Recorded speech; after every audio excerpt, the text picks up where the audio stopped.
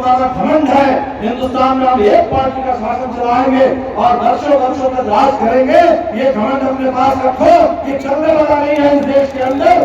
और आज ये ऐलान कर रहे हैं मंचों से, धर्म के नाम पर संसद बुलाते हैं और धर्म संसद बुला करके वहां आकर के ऐलान करते हैं कि जनसंघर्ष कर दो। गुजरात में चुनाव में जाते हैं और चुनाव में जाकर के अमित शाह कहते हैं कि हमने जनसंघर्ष करके सबक सिखा दिया। तो आप जो लोगों को डराने की कोशिश कर रहे हो, आपके लिए वो बिल्किस बानो के बलात्कारी, उनके परिवार का हत्यारा आपके लिए नायक हो सकते हैं, वो आपके नेता हो सकते हैं। आप उनको आजादी के 75 साल के मौके पर जेल से छुड़ा करके उनको बाहर ला करके माला पहना करके अपने नायक की तरह, नेता की तरह सम्मानित कर सकते हैं। वो हिंदुस्तान के लिए नायक नहीं है, नेता नहीं है, हमारे लिए अपराधी है।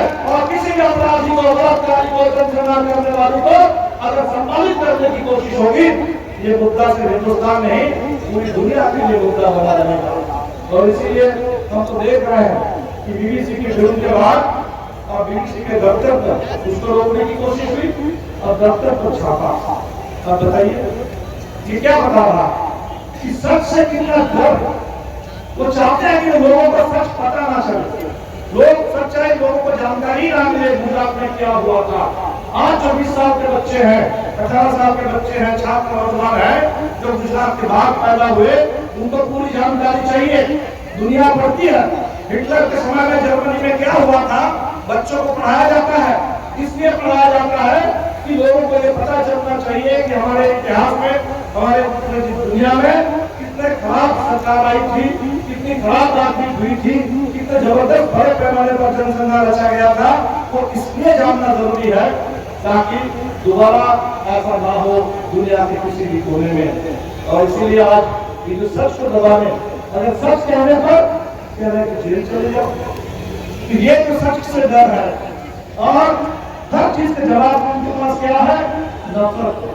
हम देख रहे हैं कि गुजरात में चुनाव हो रहा था और भारतीय जनता पार्टी के एक नेता, एक कोई फिल्मी सितारा प्रचार कर रहे थे। क्या बोल रहे थे, कह रहे थे कि गुजरात के लोग महंगाई बर्दाश्त कर रहे हैं, गैस की कीमत बढ़ी है, तो गैस की कीमत ये कोई मुद्दा नहीं है। मुद्दा क्या है, क्या आपके घर के बगल में उसी गैस से कोई बंगाली मछली बनाए, क्या आपको ये मंजूर है? अब बताइए, मुद्दा है महंगाई, मुद्दा है गैस। अब वो कह रहे हैं कि कोई बंगाली आपके घर के बगल में मछली पकाए, क्या आपको ये बर्दाश्त है? डॉक्टर ने कहा कि बंगाली से मेरा मतलब बांग्लादेशी और रोहिंग्या।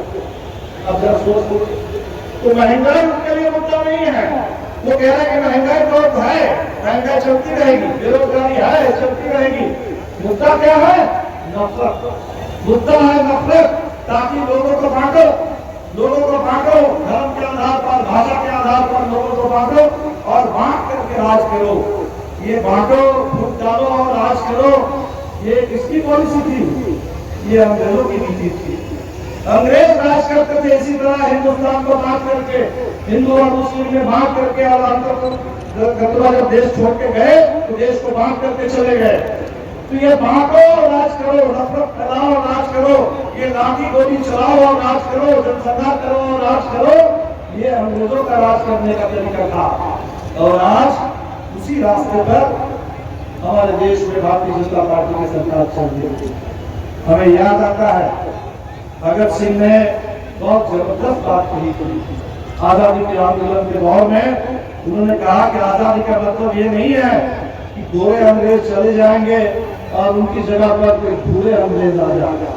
आज ये बात बिल्कुल समझ में आती है कि गोरे अंग्रेजों की जगह पर ये जो अदानी अंबानी वाले जो भूरे अंग्रेज जो आए हैं, ये जो आरएसएस वाले भूरे अंग्रेज आए हैं, जो अंग्रेज के तर्ज पर राज करना चाहते हैं, लोकशाही को दबा करके, जो किसी भी सवाल पर सच बोलने पर यूएपीए लगा करके, सिडिशन कानून लगा करके, झूठे मुकदमे में फंसा करके लोगों को जेल में डाल देते हैं। जहां उनके जेल में फादर स्टैन स्वामी जैसे हमारे जो अभी द्रौपदी मुर्मू जी को मैं सुन रहा था, संविधान दिवस पर देश की राष्ट्रपति है, देश की राष्ट्रपति बोल रही थी, वह पूरा लिखित भाषण था। लिखित भाषण पढ़ने के बाद उन्होंने अपने से बोलना शुरू किया, और जब उन्होंने अपने से बोलना शुरू किया, मैंने सुना उन्होंने क्या कहा है। वो कह रहे थे कि भाई हम जब उड़ीसा में एक एमएलए थे, और फिर हम झारखंड में गवर्नर थे, हम जेलों का दौरा किए और जेलों में जब हम गए तो हमने देखा कि वर्षों वर्षों से आदिवासी जेल में वहां पड़े हुए हैं, उनको छुड़ाने वाला कोई नहीं है, वो उनका केस कोई नहीं देख रहा है। वर्षों से भारत के आदिवासी जेलों में प्रताड़ित हो रहे हैं। ये बहुत बड़ा सवाल है, इस पर कुछ किया जाना चाहिए। हमारे फादर साहब क्या कह रहे थे? यही तो कह रहे थे कि आदिवासी जो जेल में बंद है। हम क्या कह रहे हैं? हम कह रहे हैं कि हमारे जो पूरे देश के राजनीतिक बंदी जो जेलों में बंद है, इनकी जेल से अविलंब रिहाई होनी चाहिए। तो राष्ट्रपति भी पूरी की बात कहती है, लेकिन जब आप आंदोलन करेंगे, बोलेंगे, तो आपको फिर जेल में डाला जाएगा। और जेल में कभी फादर स्टैन स्वामी और बिहार की बात करें तो हमारे कॉमरेड शाहचांद जैसे साथियों का इसी जेल के अंदर रह करके आजीवन कारावास झेलते हुए निधन हो जाता है। तो साथियों, आज हम इसी को झेल रहे हैं। ये जो हम कह रहे हैं कि देश में फांसीवाद आ गया है, ये जो हम कह रहे हैं कि देश हिटलरशाही के रास्ते पर चल रहा है, ये बहुत क्या है? इसमें एक तरफ हम देखेंगे कि अमीरों का राज है, अमीरों का राज है।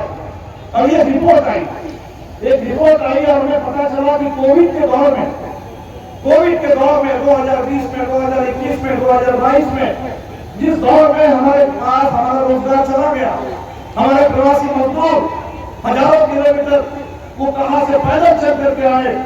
वो जो दरभंगा की बेटी जो कि साइकिल में अपने पिता को बैठा करके वहां से दरभंगा ले आए गुड़गांव से, तो हमारे जो प्रवासी मजदूर इस तरह से पीड़ा झेल रहे थे, जो हमारा रोजगार चला जा रहा था, राशन नहीं है। इसी दौर में, इसी कोविड के दौर में इस देश के जो खरबपति है, उनकी संख्या बढ़ी और वो मामूली नहीं, 102 से बढ़कर के 166। अब समझ किस तरह से इनकी संख्या बढ़ी है। इसी दौर में अदानी की संपत्ति बढ़ी थी, जो संपत्ति अभी लगातार उससे खुलासा हुआ, किस तरह से लूटा है, किस तरह से झूठ बोला है, किस तरह से धोखाधड़ी की है, और ये धोखे की संपत्ति अब धीरे धीरे बाजार में वो खत्म हो रही है। तो ये जो पूरा दौर है, इस दौर में आम लोगों के लिए रोजगार नहीं, भूखमरी है, आम लोगों के लिए किसी तरह की कोई सुरक्षा नहीं है। उसी दौर में हिंदुस्तान में अमीरों की ताकत और उनकी तादाद कुछ बड़ी है, जो सबसे बड़े सुपर बीच है। ये है मोदी सरकार। दूसरा क्या है मोदी सरकार? जो हमने कहा मोदी सरकार मतलब मोदी सरकार के पीछे आरएसएस का क्या है? बस एक एजेंडा, नफरत नफरत नफरत नफरत फैलाओ और इस पूरे देश को हिंदू मुस्लिम में बांट करके अभी कह रहे हैं कि 2024 में चुनाव होगा। एजेंडा क्या होगा कि 24 के 1 जनवरी के अंदर हम राम मंदिर चालू करेंगे।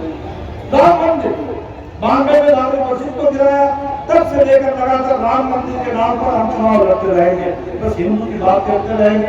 लेकिन वो जो हिंदू किसान है, वो जो हिंदू मजदूर है, वो जो हिंदू बेरोजगार है, देश के 80% अगर लोग हिंदू हैं तो बेरोजगारों में भी और देश के भूखे लोगों में भी, किसानों में भी, मजदूरों में भी, वो सारे आप पाएंगे कि उसमें भी बहुत संख्या हिंदुओं की है।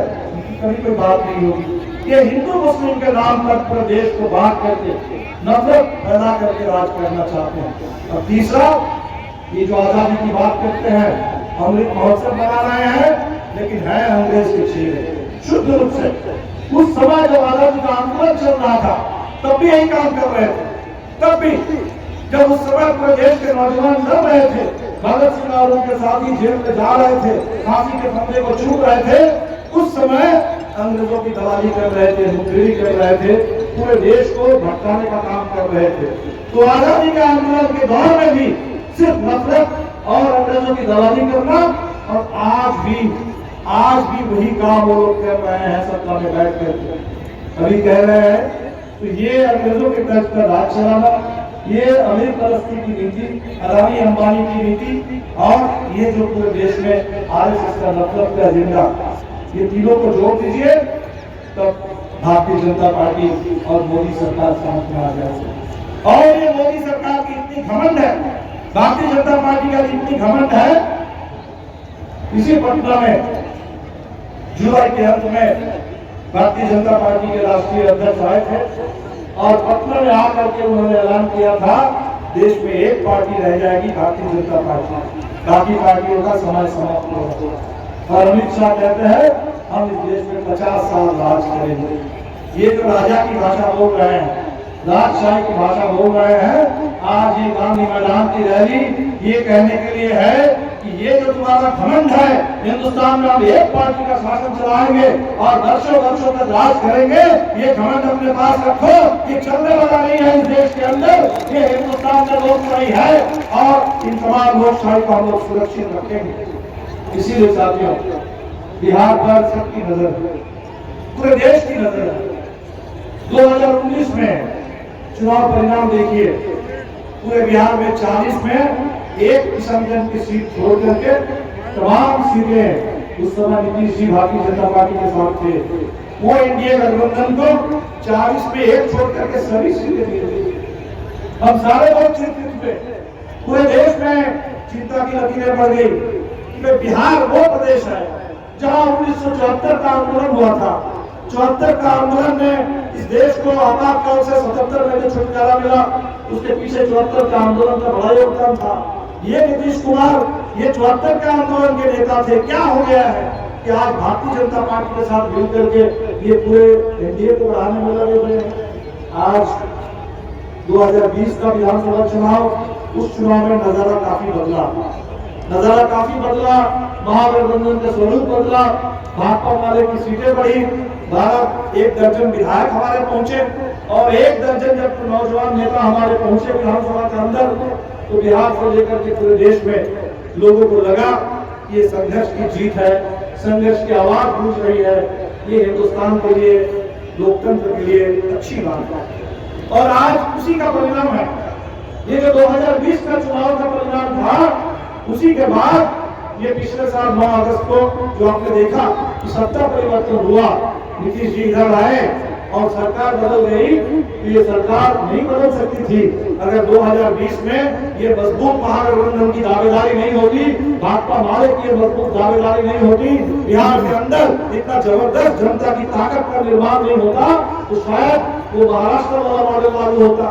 महाराष्ट्र वाला मॉडल खरीद करके सरकार को चुरा दो। भारतीय जनता पार्टी वाले शायद अब तक अपने किसी मुख्यमंत्री को थोप दिए रहते बिहार के ऊपर, लेकिन ये आपकी ताकत है जमीन पर, जिस ताकत ने भारतीय जनता पार्टी के महाराष्ट्र वाले मॉडल को बिहार में रोक दिया। अब लोग कह रहे हैं कि बिहार रास्ता है, बिल्कुल रास्ता है, ये रास्ता है। बिहार हमेशा रास्ता दिखाता रहा, आजादी का आंदोलन के दौर में भी दिखाया और आजादी के बाद भी हर दौर में तानाशाही के खिलाफ, सामाजिक अन्याय, उत्पीड़न, अत्याचार के खिलाफ, न्याय के लिए, आजादी के लिए, सम्मान के लिए, बदलाव के लिए रास्ता दिखाता रहा। ये रास्ता कहाँ से आता है? ये रास्ता हर गांव से निकलता है। ये वो गांव का आंदोलन है, ये वो गरीबों का आंदोलन है, जहाँ से वो ताकत का निर्माण होता है। ऊपर आप जो देखते हैं, हम इसलिए बार-बार कहते हैं कि भाई सरकार पर निर्भर नहीं होना। हमारे कुछ साथी लोग पूछ रहे थे, पत्रकार लोग भी पूछ रहे हैं कि 1 दर्जन विधायक आपके हो गए हैं, तो 1 दर्जन विधायक है, सरकार बदल गई है, क्यों नहीं मंत्रिमंडल में चले जाते? मंत्रिमंडल में जाइए, कोई एक मंत्री पद ले लीजिए और उसी काम को करिए। हमने कहा कि नहीं, अभी फिलहाल हमारे लिए वो बड़ा काम नहीं है। हमारे लिए बड़ा काम क्या है? इधर आप आए हैं, हम देख रहे हैं तरह तरह के नारे उठे हुए हैं। हमारे साथी यहाँ बैठे हुए हैं, बेरोजगार साथी है, उसके लिए लड़ रहे हैं, रोजगार के लिए छात्र लड़ रहे हैं कि हमारी परीक्षा में क्वेश्चन पेपर लीक हो जाता है। वो कह रहे हैं कि भाई हमारा परीक्षा लेट से चल रही है, नियुक्तियां लेट में है, उसमें धांधली हो रही है। ये जो बक्सर के किसान लड़ रहे थे कि मुआवजे की मांग, मुआवजा ठीक से नहीं मिला, और बक्सर के किसान जब बोले कि मुआवजा ठीक से नहीं मिला तो रात के अंधेरे में घुस करके पुलिस ने लाठी चलाई। ये जो बुलडोजर चल रहा है, ये सब जो चल रहा है, इसके खिलाफ लड़ना होगा। ये लड़ाई अगर कभी भी कमजोर होगी, सरकार के भरोसे रह जाएंगे, सरकार पर भरोसा कर लेना, प्रशासन पर भरोसा कर लेना, इसका मतलब अपनी पहल खो देना और अपनी आजादी को छोड़ देना। और इसीलिए भाजपा माले का मतलब है कि सरकार चाहे किसी की भी बने, अच्छा काम हो तो हम निश्चित तौर पर मदद करेंगे, लेकिन सरकार के भरोसे बिल्कुल नहीं रहना है। जनता को अपने भरोसे रहना है, अपनी ताकत, अपनी पहचान, अपनी पहलकदमी, अपना संघर्ष, इसी के बल पर, इसी का नाम है भाजपा माले। और इसीलिए नारे की ताकत घटती नहीं है। विधानसभा में 2010 में हमारे पास एक भी विधायक नहीं थे, 2010 में एक भी विधायक हमारे नहीं थे, और आज हमारे पास 1 दर्जन विधायक हैं। ये महज चुनाव का सवाल नहीं है। चाहे एक भी विधायक ना हो तब भी गांधी मैदान को भर देने की ताकत भाजपा वाले के पास रहती है। और अगर 1 दर्जन विधायक हो तब हम पूरे बिहार से लेकर के देश के संदेश दे सकते हैं। इसीलिए साथियों, हमें अपने इस बुनियादी संघर्ष को, अपनी पहलकदमी को, गांव के गरीबों की, किसानों की, नौजवानों की एकता, इसको और मजबूत बनाना। मुझे अच्छा लग रहा है कि आज कितने सारे आंदोलनों का समागम हो गया है। कितने सारे आंदोलन करने वाले लोग अपने अपने मुद्दे लेकर के हमारे पास भी आकर के बोल रहे हैं कि पंजाब की सरकार तो बदल गई, लेकिन हमें अभी खुशी नहीं है। हमें लग रहा है कि सरकार ठीक रास्ते पर नहीं चल रही है, अभी भी रोजगार का सवाल बना हुआ है। बिल्कुल है, बिल्कुल है। और इसलिए हम कह रहे हैं कि हमें खुश होने की जरूरत नहीं है। हम तो खुश न होंगे, हम तो खुश न होंगे जब देश में नीतियां बदल जाए, देश में नीतियां बदल जाए। अभी विकास के नाम पर हो क्या रहा है? अभी मोदी जी को देखिए, विकास के नाम पर क्या कर रहे हैं? ट्रेन का उद्घाटन कर रहे हैं, वंदे भारत, वंदे भारत करके बुलेट गति से ट्रेन चलेगी।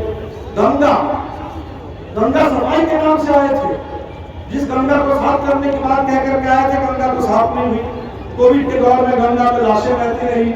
हमारे कवि ने कहा कि सर्ववाहिनी गंगा है। आज उसी गंगा में बनारस से लेकर के डिब्रूगढ़ तक पता चला कि कोई लग्जरी क्रूज चलने वाला है, उसका नाम है गंगा विलास। तो गंगा को लेकर के ये इनके विकास का मतलब है विलास। जो विलास कर सकते हैं उनको विलास करने का मौका दो, उनको आयास करने का मौका दो। तो ये इस देश में जो ऑक्सफोर्ड की रिपोर्ट आई, उस रिपोर्ट का अंग्रेजी में नाम था सर्वाइवल ऑफ द रिचेस्ट, मतलब सबसे जो अमीर लोग हैं वो बचे हुए हैं। सर्वाइवल, आपको अमीर होना पड़ेगा बचे रहने के लिए। हमने कहा कि भारत में अमीर से बचे हुए नहीं है, ये सर्वाइवल ऑफ द रिचेस्ट नहीं है, यहाँ तो उनके जश्न चल रहे हैं, फेस्टिवल ऑफ द रिचेस्ट। तो ये स्थिति है विकास के नाम पर, जहाँ वंदे भारत और गंगा विलास और स्मार्ट सिटी के नाम पर इधर उधर के साइन बोर्ड, ये है विकास। उस विकास में तो हमारे लिए कुछ भी नहीं है। हमारे लिए तो विकास का पैमाना है कि सबके पास शिक्षा, सब हाथ में काम, हर खेत में पानी, लोगों को अपनी तमाम बुनियादी जरूरत है उसकी गारंटी हो। वो बुनियादी जरूरत, एक जमाने में हम कहते थे रोटी कपड़ा मकान, आज सिर्फ रोटी कपड़ा मकान से काम नहीं चल सकता। आज हमें शिक्षा की भी गारंटी चाहिए, आज हमें स्वास्थ्य की भी गारंटी चाहिए। आज हमारे नौजवान कहेंगे, कह दिया गया है कि डिजिटल एजुकेशन होगा, हमें इंटरनेट की भी गारंटी चाहिए। तो आज का जो जमाना है, इस आधुनिक जमाने में, नए जमाने में हमें सब कुछ चाहिए। पक्का मकान, मोदी जी ने कहा था कि 2022 तक हर भारतीय को मकान मिल जाए। अभी आप देखेंगे कई मकान की बात अब नहीं हो रही, अब बुलडोजर की बात है। मकान नहीं, बुलडोजर से मकान जो बने हुए थे, बने हुए मकानों को गिराया जा रहा। उस समय जब बात हो रही थी कि सभी मकान में 24 घंटा बिजली, अब बिजली की बात नहीं हो रही, बिजली बिल आ रहा और बिजली बिल दिखा करके बिजली का कनेक्शन कर दिया गया। उस समय कह रहे थे कि सबके घर में नल से जल, पीने का पानी और शौचालय का इंतजाम करेंगे। अभी वो बातें ही खत्म हो गई। अब देखिए, शौचालय की चर्चा खत्म, पीने के पानी की चर्चा खत्म, वो पूरे 24 घंटा बिजली की चर्चा खत्म, सबके लिए पक्का मकान की सारी चर्चा खत्म। अब चर्चा क्या हो रही है? आप चर्चा कर रहे हैं कि राम मंदिर, आप चर्चा कर रहे हैं कि जिले पर नफरत। अब चर्चा क्या कर रहे हैं कि हमें G20, दुनिया के 20 देशों का एक समूह है जिसमें भारत भी है। दुनिया के बड़े बड़े देश उसमें है, उसमें अमेरिका है, उसमें चीन भी है, उसमें रूस भी है, उन तमाम देशों में और भारत है 20 देशों का। और बारी बारी से कभी इस देश में, कभी उस देश में उसका सम्मेलन होता है। जैसे हमारा यहाँ अधिवेशन हो रहा है, उसका भी सालाना सम्मेलन होता है और वो सम्मेलन का मौका भारत में भी आया है। तो भारत का सम्मेलन हो रहा है, अब वो इसी को दिखा रहे हैं कि देखो विश्व गुरु बन गए। अरे ऐसे अगर सम्मेलन करा के विश्व गुरु बनना है तब तो दुनिया को 20 देश में सभी लोग विश्व गुरु हैं, क्योंकि 20वां नंबर पर हमारे यहाँ सम्मेलन हो रहा है। G20 का सम्मेलन तमाम देशों में हो चुका है। अगर G20 के सम्मेलन से विश्व गुरु हो जाते हैं तब तो दुनिया के सारे लोग विश्व गुरु।